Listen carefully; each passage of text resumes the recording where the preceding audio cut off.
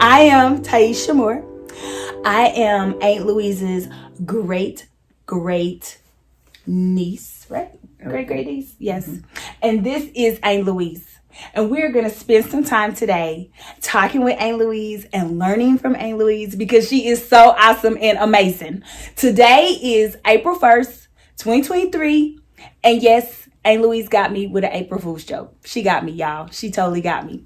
So I'm just going to get out of the way. You won't see my face until later, but you know me. I like to be extra, so I will pop in now and again. But it's all about Aunt Louise today. All right. So Aunt Louise, tell us when you were born, what it was like growing up. Let's start there. Okay. I was born in September the 1st, 1930, at General Hospital number 2. That was a segregated hospital for blacks. Segregation to me is sort of like a frame of mind. Mm-hmm. How did it make you feel? Well, when I was growing up in Kansas City, you had just certain areas where you lived. You ran into segregation a lot when you went downtown to the different stores. You weren't allowed in some stores. If you went in a store called Hartsville, you couldn't try on the clothes or anything. If you wanted to buy something, you just had to take it out. But they really didn't care if you came in there or not. They had 10-cent stores, Kreska's and Woolworth's, which they had a counter that you could eat on one side, stand up and get hot dogs and stuff, which was the best hot dogs. But on the other side, the white people had seats to sit. And in our area, it was an area where it was just one high school, Lincoln High, for blacks, and one junior high, RT Cole. But a lot of, in the neighborhoods, it was a lot of elementary schools. I went to W.W. Yates. It was on 12th and Virginia, Tracy or Virginia. But then it got crowded, and for my seventh grade, we went to Addicts on 19th and Woodland. And then I didn't have to do the 8th grade. We went to R.T. Cole. I'm sorry, for the 6th grade, we were at Addicts. 7th grade, we went to R.T. Cole's. They didn't have an 8th grade. And so we went on to Lincoln High for the 9th, 10th, 11th, and 12th.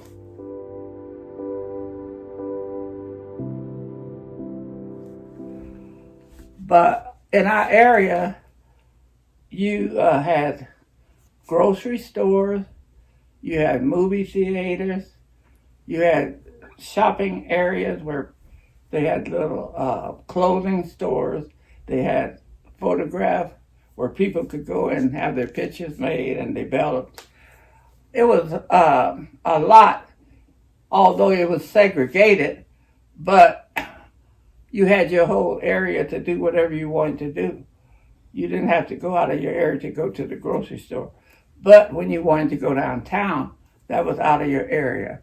And you ran into a lot of different prejudice things downtown. But me growing up, to me, it wasn't too bad.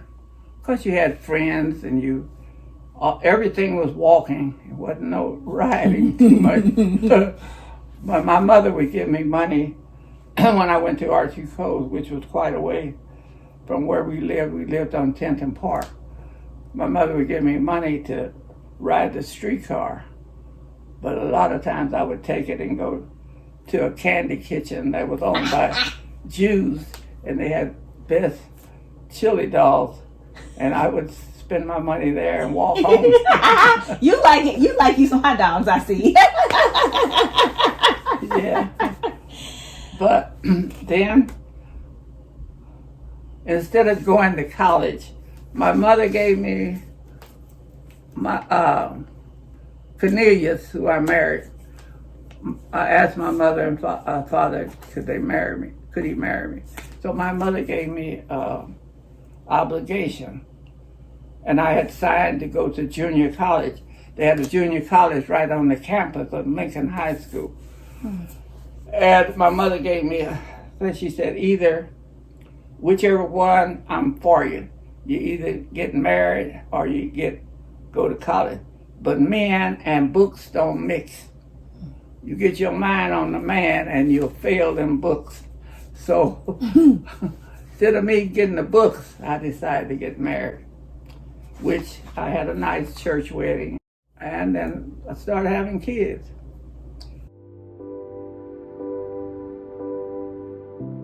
In our neighborhood, when my kids was growing up, when we lived, we first lived on Tenton Park where we were living. My mother, we rented a room for my mother. It was right across the street from Mount Vernon Church.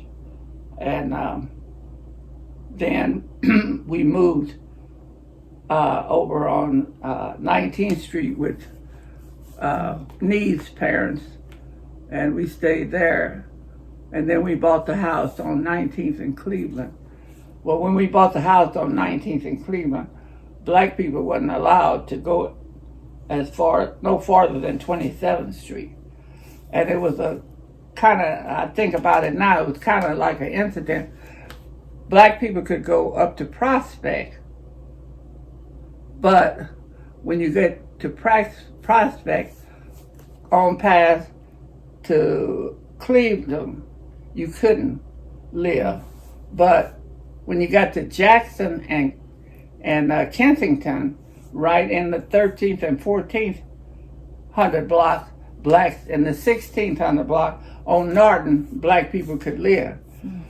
But so when we bought our house,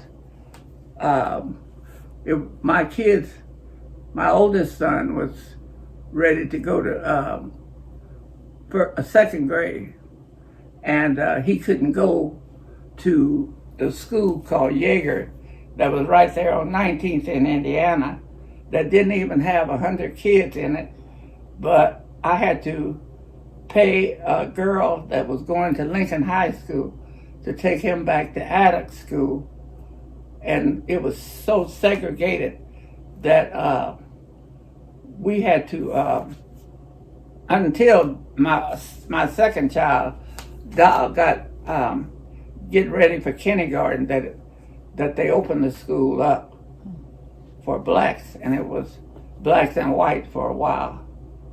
They went to Yeager, then they went to East High School, and all of them graduated, and most of them went to college, which I'm proud of my kids.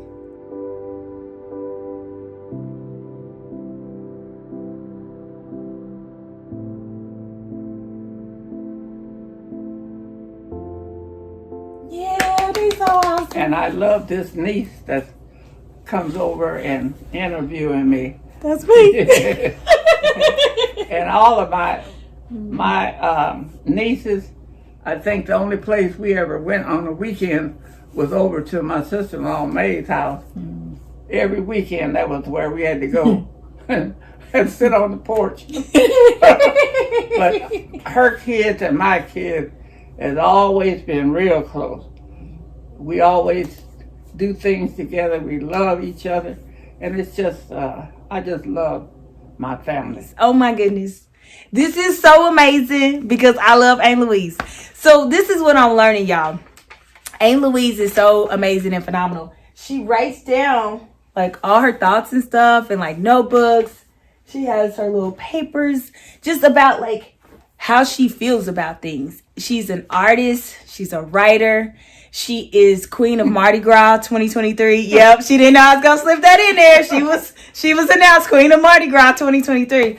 But she's just extraordinary. And so again, this is what I keep emphasizing to Aunt Louise is this is like the opportunity to capture all that is Aunt Louise, like everything about who she is as a woman and as a mother, a daughter, all those things. I wrote this little article during the pandemic So I wrote, complaint, being confined in your home with your children, having to cook, listen to them with different ideas, face not made up, hair not do it a certain way, nails not done. But let's think of the parents in the 50s and 60s, income low for a family of 5, 6, 7, or 8, maybe a few beauty shop appointments, but you did your own feet and nails. Getting to school, children getting to school on time, breakfast at home before leaving, hot cereal, cold cereal, and maybe toast, but they were there on time. Teachers were respected. If not, the kid was in trouble with the parents. No parents would go to school and disrespect the teacher in front of the student. That is why you have doctors, lawyers, teachers from that generation. COVID-19, let you see what it is happening in your home. Some kids disrespect you and the teachers. Is COVID-19 going through? So stop complaining and do better. COVID-19 is a wake-up call for health and especially families. In 1954 is when they started letting the black kids go to school with the white kids. But I just think in the 60s, when everything was going along okay, when this one person could go to Congress and ask to have prayer taken out of the schools, and they did that, that's when the problems started happening in the schools. And then she got murdered by her own relative. Wow. So that's something to think about. Wow. Living in Kansas City in a certain area, you dealt on the outside more than you did in your area where you live. Gotcha. Okay. Because you had your own grocery stores. Gotcha. Although Jews mostly owned a lot of stuff in the area. Okay. And so you faced it when you went out of the area, like going downtown or going some, small town or stuff. And sometimes we have went in these towns in Missouri. Oh. And that's where you see a whole lot of segregation. So did you go to the gym theater? Was the gym theater open? Is that the theater? Oh, was it like 18th and Vine? In Kansas City, Yeah. where we live, we had 3 theaters. Oh, okay. We had the Castle Theater, the Gym Theater, and the Lincoln Theater. The Lincoln Theater was like on, was that 18th and Vine, I think. It was the one that was, Lincoln was more high class. Oh, okay. And it cost more. Okay. Castle Theater was where I went all the time because it was in my area. It was on 12th and Paseo. Okay. And the Gym Theater is where it is now. Okay. Uh-huh. And then you were born in Kansas City? Yes. Okay, I did not know that. Yeah, I can't tell you a lot of the segregation that your grandmother and my husband and stuff. I hear him talk about different things that happened to him growing up, because I heard he told about how that they wouldn't they would pick cotton, and sometimes they would the man would, I guess, whatever, if they went in the grocery store, I guess the money that they were supposed to get, he would cut it short, and but they said that their mother was a person that would go up there and see that her kids and her husband got what they deserved. And said she was the only one on that, I guess, a plantation or on that, wherever that, what's the man's name? John Bradley, I think, something like that. She was the only black woman that didn't have to go and pick cotton. Wow.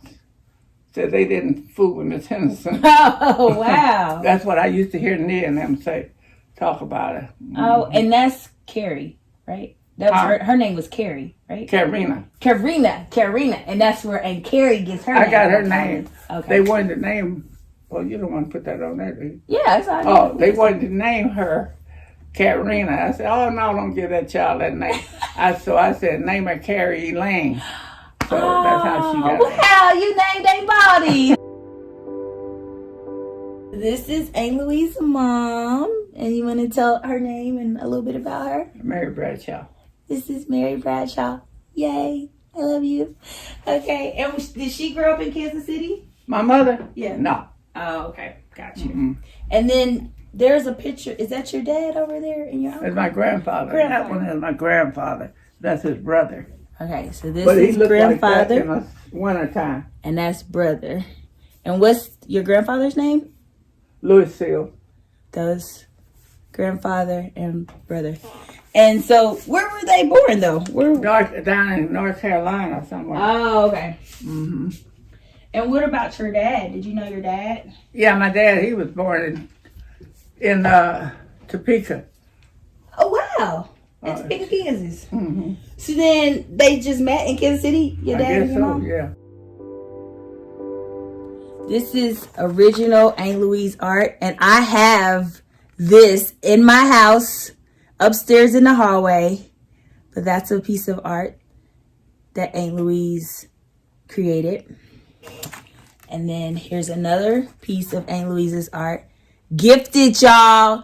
Gifted, okay? It's just in our family. We can't help it. We just gifted. We just beautiful. We gifted. We talented. All the things, okay?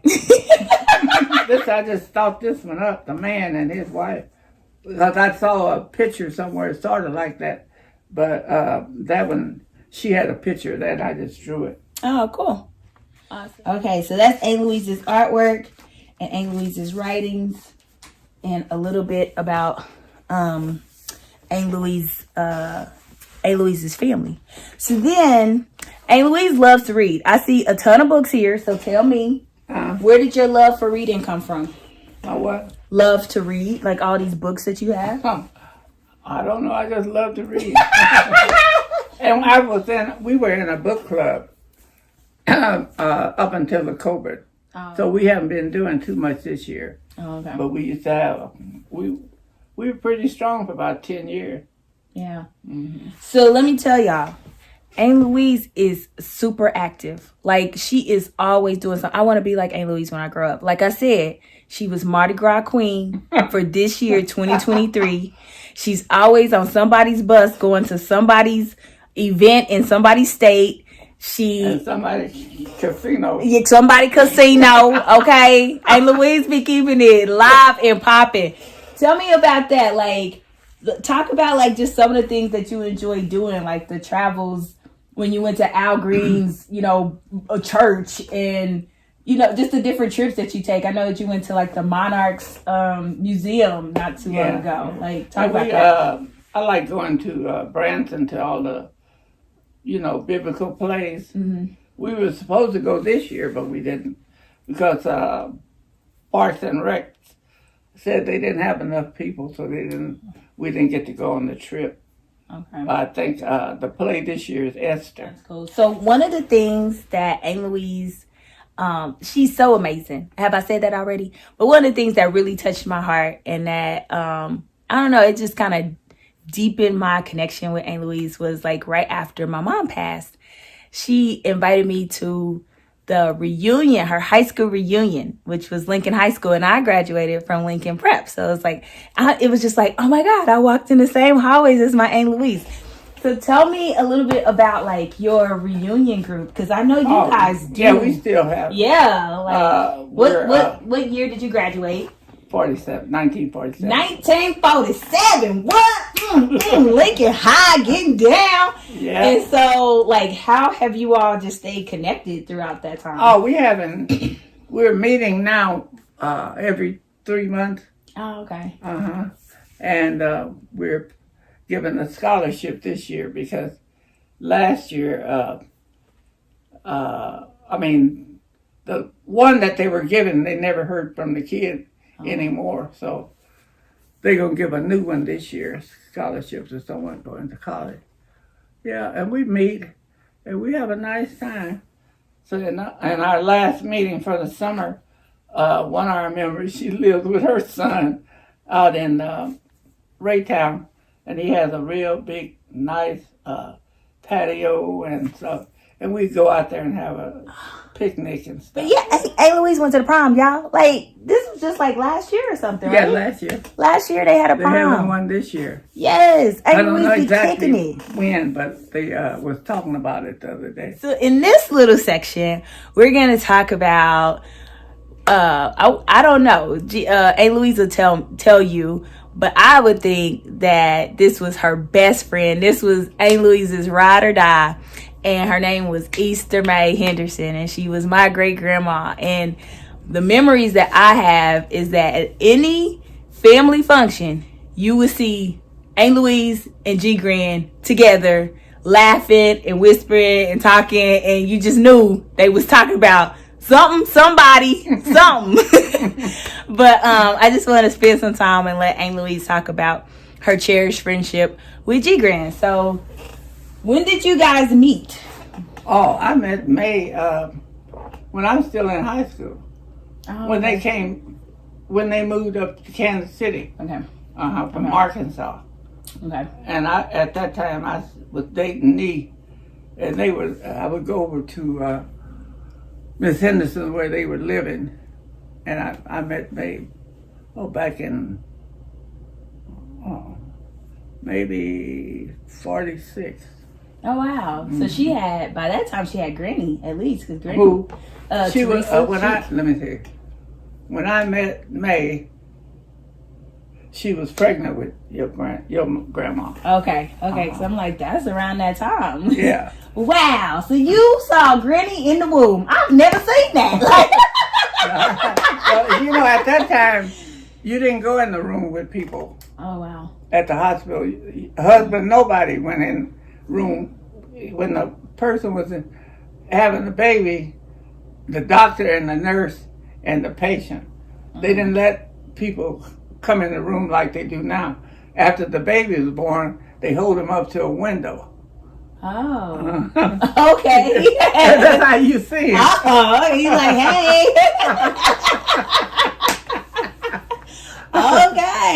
Okay. So how did y'all connect? Like, what was the thing? Like, I guess maybe because Nee and fella was close, and I'd always be over her house or something, and then I think that's how. And then her brother Houston, we'd be around him talking crazy. And y'all talked on the phone every day, right? Every day. Every day. Yep.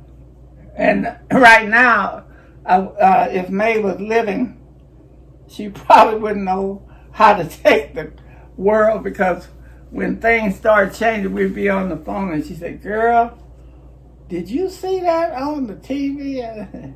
Yeah. Oh, what's going on? Mm-hmm. But if she see what's going on now, ain't no telling what she might. Yeah, that's real. That is so real. Yeah. My favorite quote from G Gran is she would always talk about the only thing that lasts is right, and she would talk about she would always bring up how, like, this man, he murdered somebody and he thought he was gonna get away with it, but then they found him, and the only thing that lasts is right. I'm like, okay, G Gran. Yeah. And we used to see that. Churches is not like it used to be either. Because Christmas and Easter, we would go shopping together, get them kids clothes and stuff. And then I never knew how to do hair. And I'd have to send my girls over May to get their hair pressed and roll it up on. They used to roll your hair and make pretty curls on brown paper sack. Just tear that, and they'd have the prettiest curls. Oh, wow. May had all her girls, and she had my girls too. I never could do too much with hair, period. And I think I'm still like that, because Jody and them tell you, I can't do that with my own hair. But we were real close. Because May never met her. May was 45 when she met her other sisters and brothers. Yep. And I think it was on account of Esther. Yep.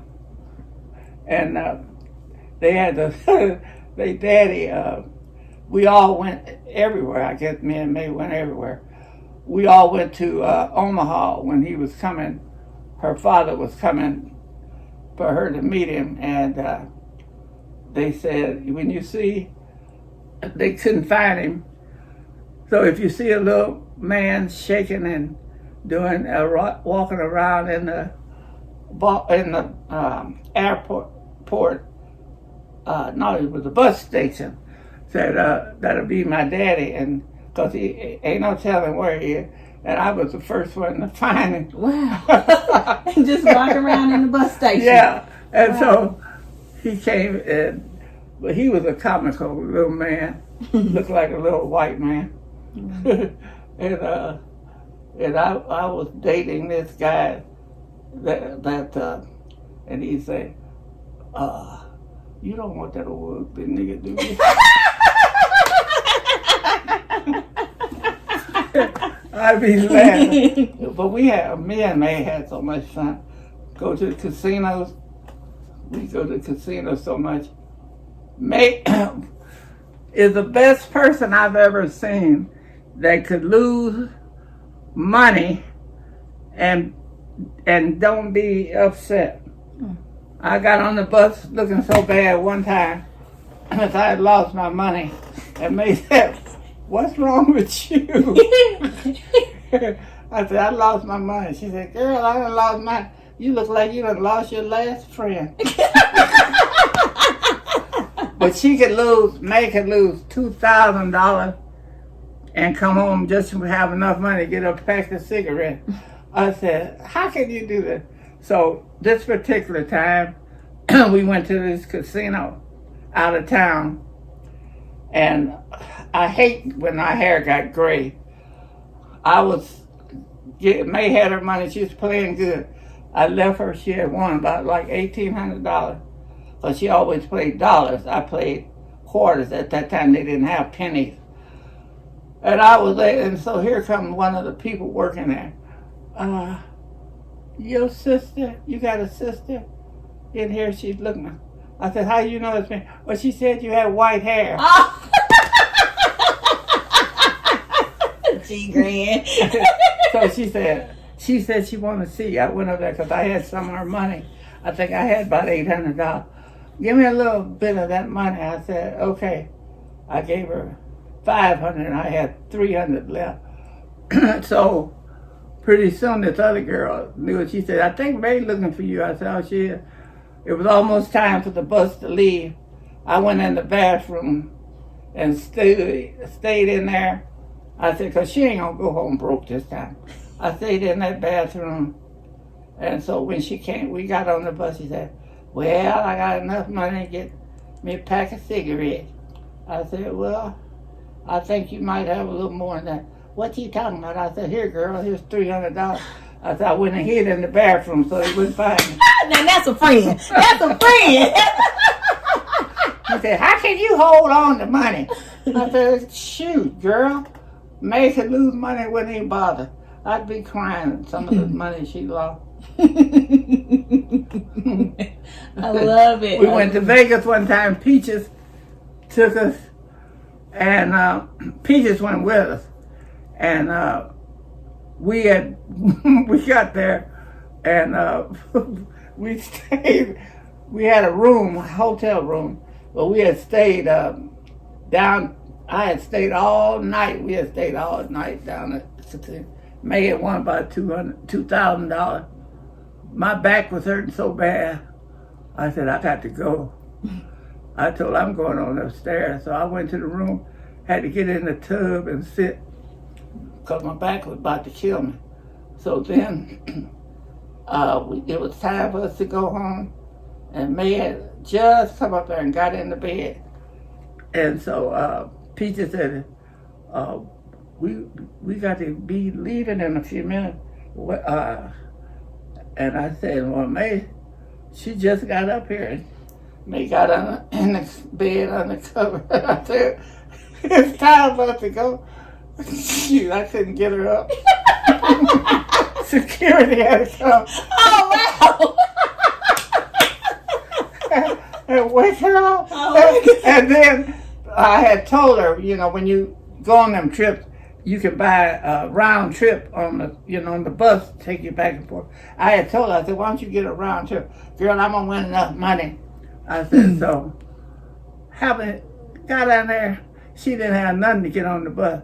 I had to give her the money to get on the bus.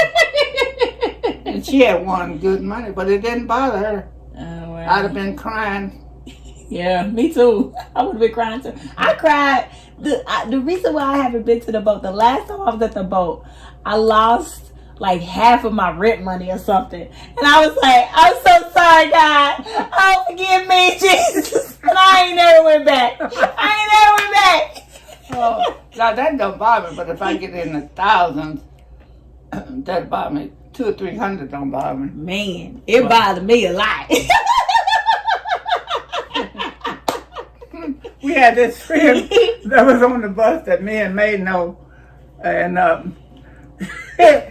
and so the lady was sitting over there, and her glasses that hung down like that. And May said, "Frida, what is the matter?" I said, "May." I was laughing, so she said, "Oh, is you all right?" I can see her face too. I can see her face. I tell you, we had some good days. And you and G Grand like started out at Mount Vernon and continued with Mount Vernon like the whole time. And you had said like when you lived on 10th and Park, the church was across the street. So that's where Mount Vernon started? Yeah, 10th and Park. Oh, okay. No, they didn't start on 10th and Park. Oh. See, I've been in Mount Vernon all my life. That's probably why I ain't went nowhere else. I might as well stay there. My mother and father helped organize Mount Vernon. Oh. They weren't in the organization. I didn't know that. I know like we had like, is it O.S. Jones? Yeah. But see, I was little bitty thing. They had a Reverend Horton. You heard him sing. Mm-hmm. Okay.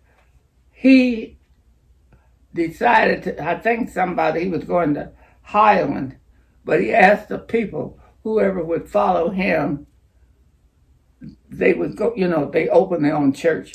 So he opened Mount Vernon. Okay. And my mother and father were some of the people that went with Reverend Horton. And then when Reverend Horton got sick, he sent for Reverend Jones from down there in Mississippi. When fella and them came up here from Mississippi, they started coming to, Mount Vernon, because that was me and them's uncle's church. Well, that's your great-great-uncle, because it's your grandpa's brother. Okay, yep. Yeah, yep. Not Nee and them's brother. It's Nee and them's uncle. Oh, so he's my great-great. Okay. So yeah, no wonder we were all there. Like, it was family. Yeah. All of them that left kind of with sickness, because Reverend Johnson retired before he got sick, but I think he was kind of sick before. But Reverend Horton got sick, and he sent for Reverend Jones, and Reverend Jones got sick. And Reverend Johnson, I always say Reverend Johnson is the reason the church progressed, because Reverend Johnson would always see that Reverend Jones, he'd go to the hospital and instead of him taking the money that the church would pay, which was, I think it was about $75, he would give it, see that Reverend Jones had everything he needed. And the night that Reverend Jones died, Reverend Johnson, they went out there to see him, and Reverend Jones told him that tomorrow an airplane will be coming and get me, so you don't have to come back. And so he said he knew that was something strange, because Reverend Jones was scared of the airplane. But he stuck by. I think that's why the church progressed with him so much. Wow. That is wonderful. So talking about the church, let's just talk about like faith in Christ and why that's so important. Your thoughts on that. Yeah. You have to have your faith, because a lot of times you think, especially when you got kids, and you know, especially when you do the best you can when you're married, but then when you're divorced, it's takes a lot of time. You don't think you're gonna have money for this, and you just be praying, and money will pop up over here. You know, it's just, I've had faith. I just listen and let it sink in, and but I have enough faith, because I've been feeling bad around here, but who you think is helping me out? Jesus, right? We've had some good times, and I hope we continue to have some. Oh yeah, amen. Praise God. Yeah. Well, then let's talk about how you maintain your sense of humor and your ability to just be so down to earth, like just with all of the many life heartaches that you've had and just the experiences with life. Like, that's another thing that I love about you, is that I know I can just call and I can tell you what's happening with me at work, or what's happening with us with the family, and you just receive it, and you're like, well, you know what, just do your best, or, well, people are just gonna be people, let them be. Like, how do you maintain that? Like, tell you the truth, I really don't know. That's cool. I love it. Your sense of humor, like how you just April Fool's. I guess it just comes up when somebody. Yeah, because just like me, I've lost all of my sons.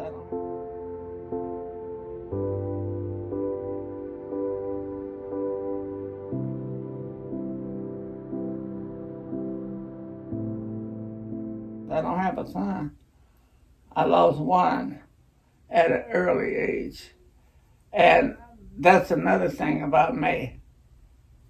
I think if it hadn't been for May coming get me and taking me out, even trying to teach me how to drive and all that, I think with that one, I would have went in depression.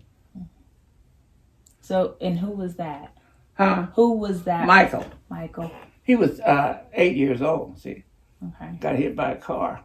Okay. Wasn't too long, then Kim got. Yeah, because I knew about Lil' Kim. Yeah. Yep.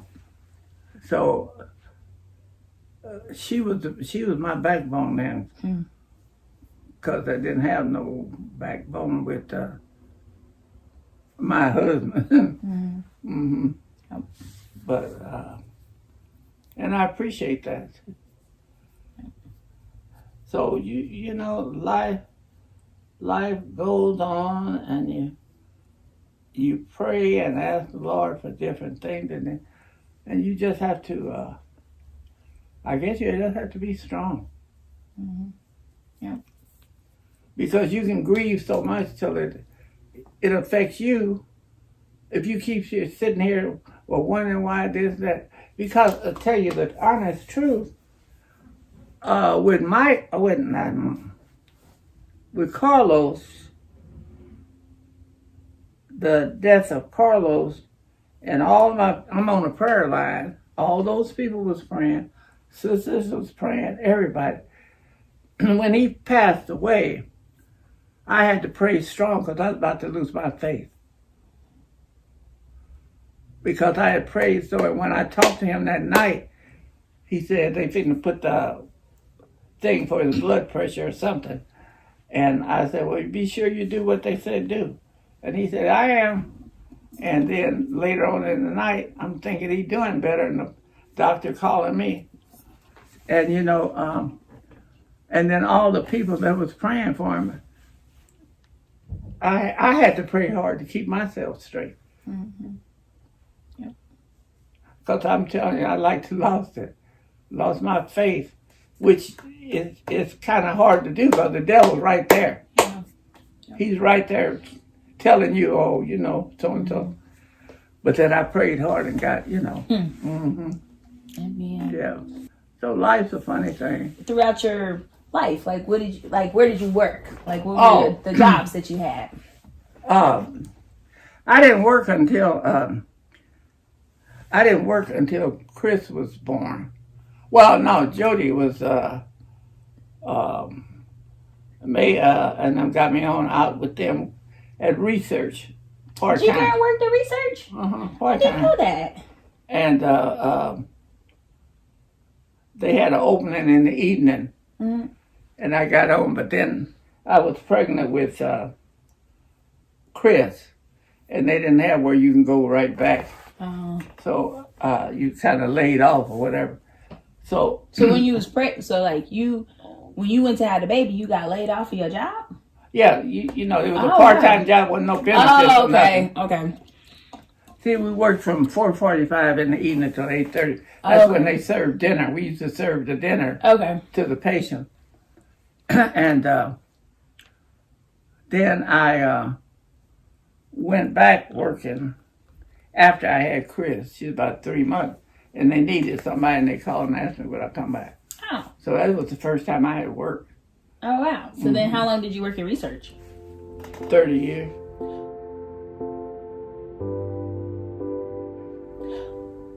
How come I didn't know that? I knew you had worked there, but I didn't know you worked there. See, I worked, well, they added it up, made 30 years. See, I worked 11 years part-time.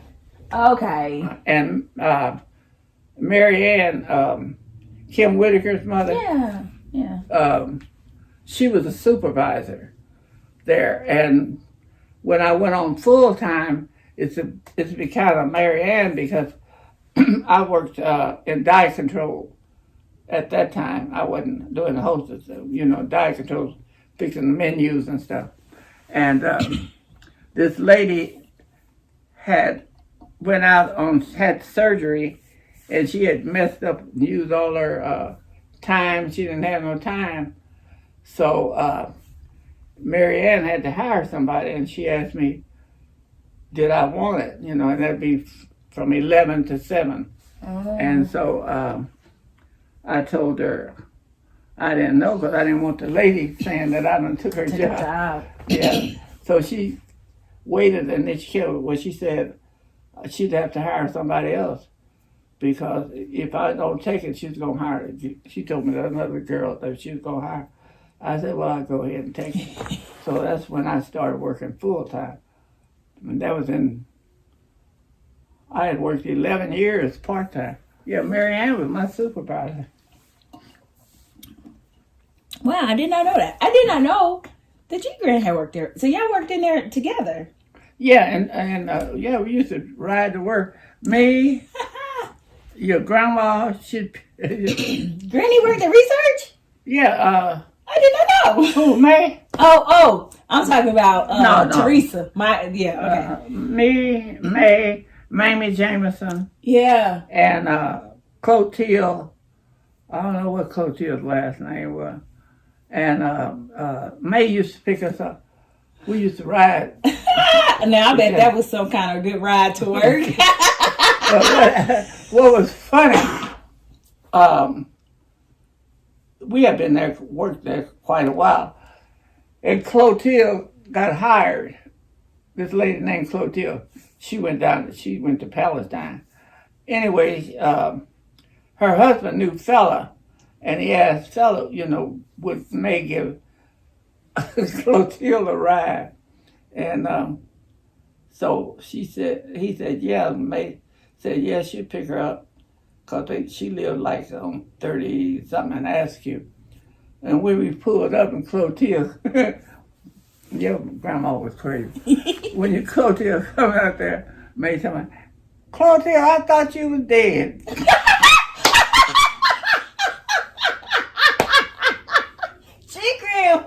She just said what she said. She ain't dead. She ain't in the car. That's what we get it from. That's just where we get it from. We just say what we say. Yeah.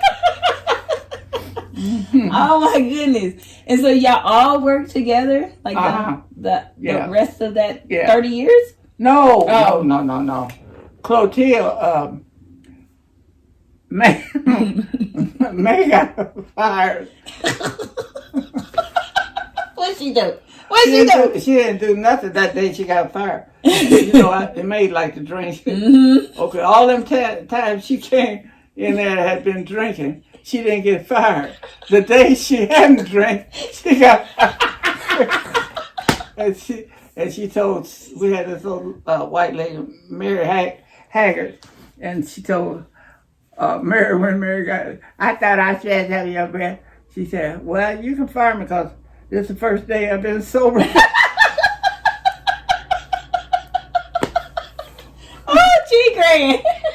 Yeah, but Clotilde, Mamie quit, and Clotilde went and took nursing training. I could have went and took nursing training, but I couldn't stand all that blood and blue. So I stayed on in food service. Yep.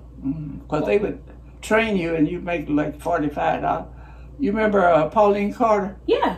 She was working out there. We all was working in the kitchen back there.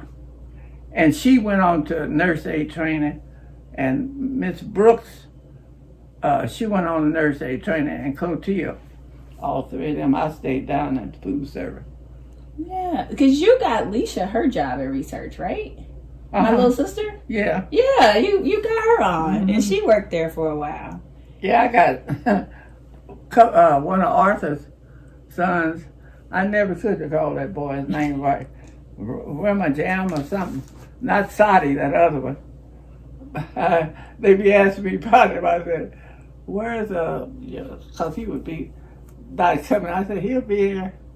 So you getting people jobs and you working there. So then tell me about, and this is for like my generation, the next generation, just how you just stay focused in the workplace when people ain't treating you right because of your color, or they ain't letting you, do certain jobs because they have their own favorites and all that kind of thing. Like, what are your words of wisdom for like just when you at work, like just this is what you need to do?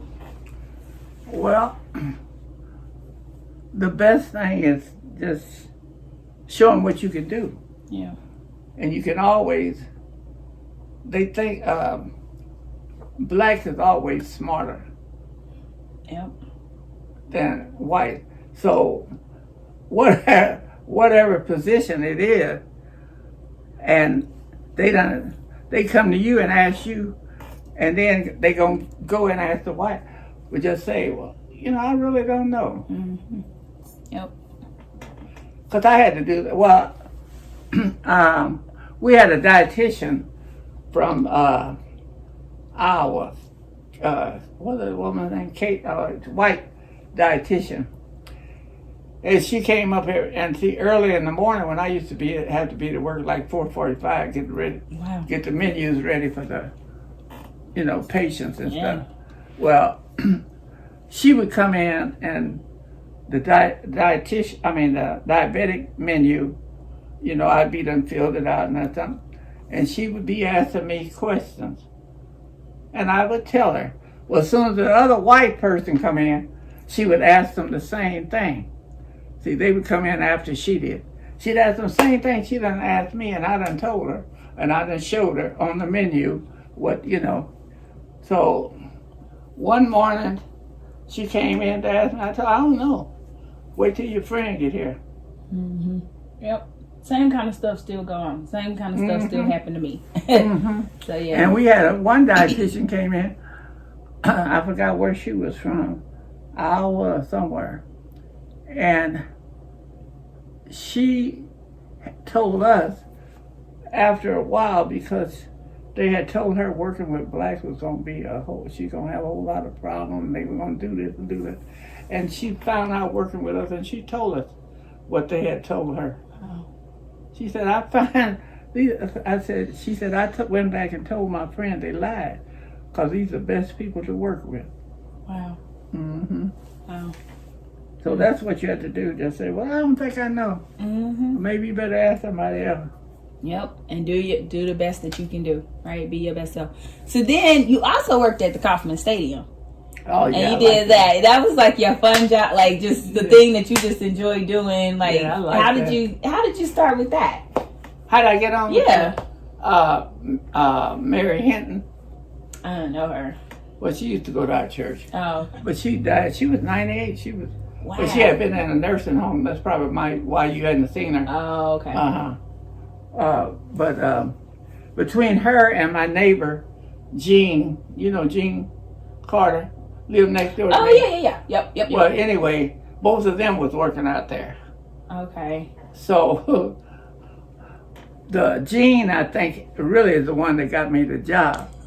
But because I had been talking to Mary about, if they have any opening. So Jean, that got me the job, the man called. And so I didn't have a ride, and I called Mary. So she made like she the one got me the job. Because she the one took you to the interview. And how long did you do that? Like 15 years. When you left, like they threw like a whole party for you, right? Didn't they give you a cake or something like that? Because they loved you so much because you're just so amazing. We would I would have went back listening to Jody and them because I had sprained my ankle. Oh. And they said, "Oh, you got to do all that." Well, I wish I had went on back. Oh wow. But I worked up in 2019. Wow. Mm-hmm. And that's awesome. Yeah, I like that job. Yeah. And you meet a lot of nice white people too. Yeah. Because one lady, her husband worked at Barnes and Noble part time, and she knew I liked to read, so they'd bring me books. Oh wow. And they'd come to see me every time they come to the game. She'd have to come down and talk, see how I'm doing. Oh wow. And her daughter had a baby.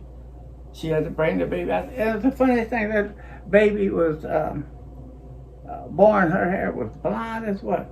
And then, not too long before I quit, she came up, that little girl was about 5 or 6, hair black as... Wow. That turned dark. How did it? What? Yeah, I said, dang, I made his hair like that. She said, sure did. Wow. Yep, we've been having a good time with Aunt Louise, getting to learn about her and appreciate her and her life experiences. And so now we're at the point where she is going to share with us her words of wisdom, just things that we need to remember, what she wants us to know, what she wants us to hold on to so that we can have amazing lives like her. I say treat each other the way you want to be treated and love one another, because love is a feeling you share with one another. And it's something that flows from the heart. So remember, love each other in the bad times and in the good times. And that is it. Oh, well, thank you, Aunt Louise. I love you so much. You're just so amazing. Yay! You got me saying more than I thought I was going to be able to.